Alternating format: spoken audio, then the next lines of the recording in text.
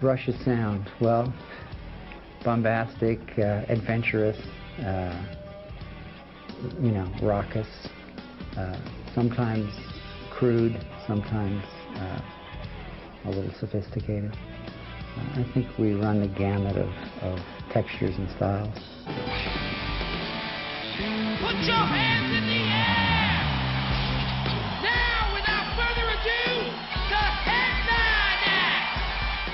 I would have to say that, first and foremost, I think our personal relationship has enabled us to, you know, we have a lot of respect for each other, and we make each other laugh. That's really important. When we go to work, it doesn't feel like work, it feels like a lot of fun. But, you know, we think similarly musically. Even though we have very different styles, and apart from Rush, we have very different interests.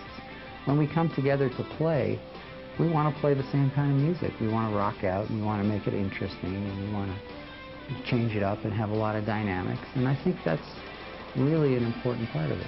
The Spirit of Radio, Greatest Hits 1974 through 1987 CD and bonus DVD gives Rush fans 13 years of some of the band's best-known songs all in one package.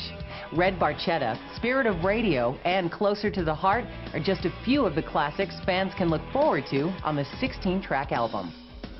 To describe Neil's songwriting style is difficult. I think probably the key is that he writes from the angle of an observer.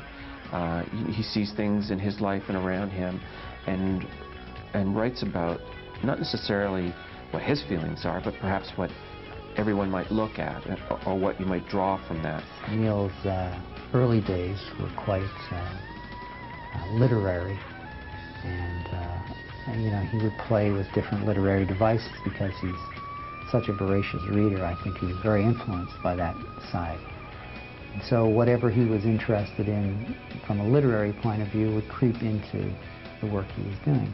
Well, Geddy's got quite a unique voice. I think in the early years, you know, the people that inspired him as a singer kept his voice in a very high range, and a lot of screaming and very forceful, and you know, it's all part of youth.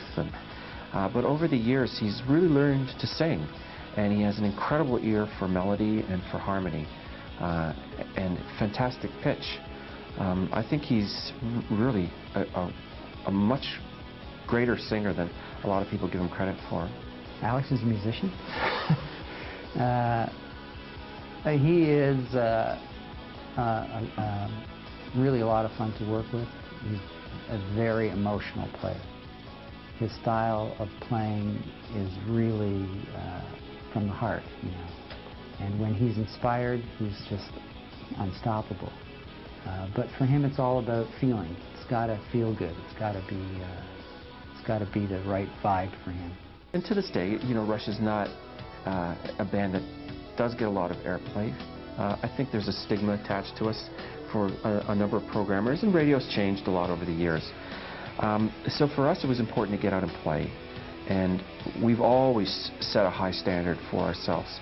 So each tour, I think we progressively got better and better and played harder and tried harder. It was reflected in our records, but I think we garnered a reputation as a good live band. We're thinking about what we love. You can't win if you try to make your music for somebody else. You have to stick to yourself. You have to make yourself happy. What we play is music we like to play. And when we're in the studio and when we're jamming, we're trying to get off on it.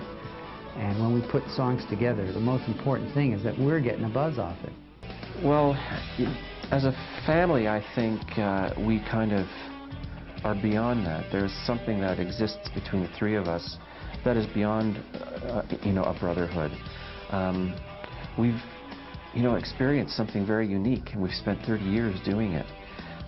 We've gone through some incredible highs, and we've gone through some very, very deep lows. It's a marvelous feeling to walk out on stage and see, you know, thousands of people excited that you're about to do something they like and responding and giving you that feedback.